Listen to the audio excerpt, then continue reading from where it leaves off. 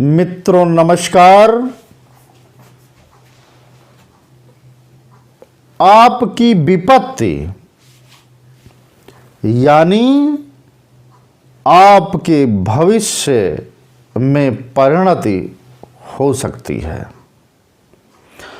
मित्रों, आपको जानकारी ही होगी, आप जानते ही होंगे, महाराजा दशरथ को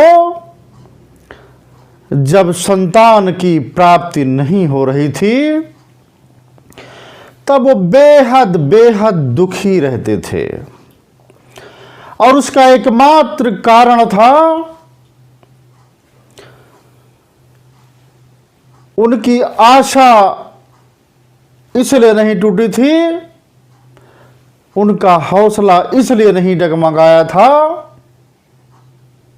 उसका एक ही कारण था, श्रवण कुमार के पिता के द्वारा दिया गया दशरथ को श्राप।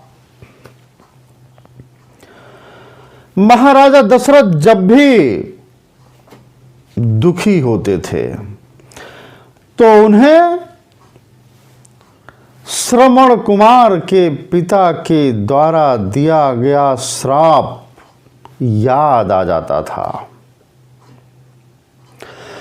श्रवण कुमार के पिता ने दशरथ को यह श्राप दिया था कि जैसे मैं पुत्र वियोग में तड़प तड़प के मर रहा हूं, वैसे ही तू भी तड़प तड़प कर एक दिन मरेगा।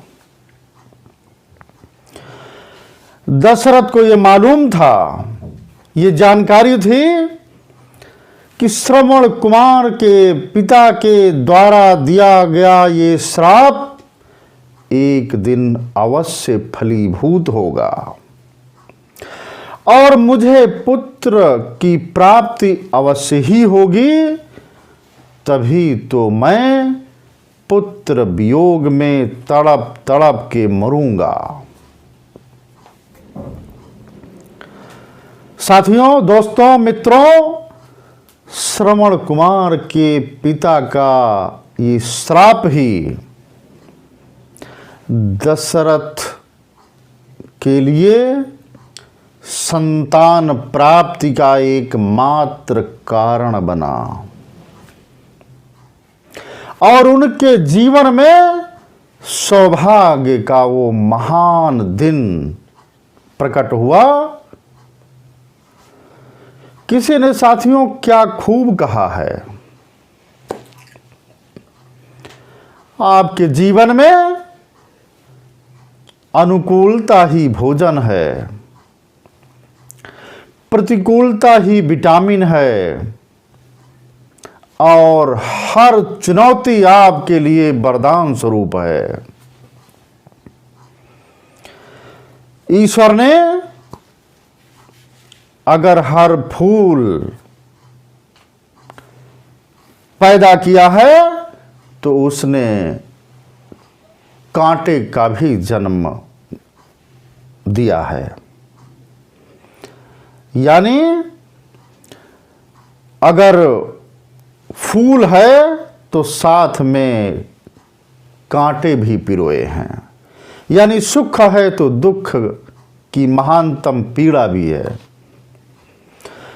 यदि आप आज के सुख से सुखी हैं और आपके जीवन में कोई आपत्ति विपत्ति आ जाए तो हमें कतई कतई कतई घबराना नहीं है, परेशान नहीं होना है। क्या मालूम वो सुख का सागर हिलोरे मारने जा रहा है या फिर आई हुई विपत्ति भविष्य की सुखद तैयारियों में जुट गई है। इसलिए मेरे दोस्तों, आपको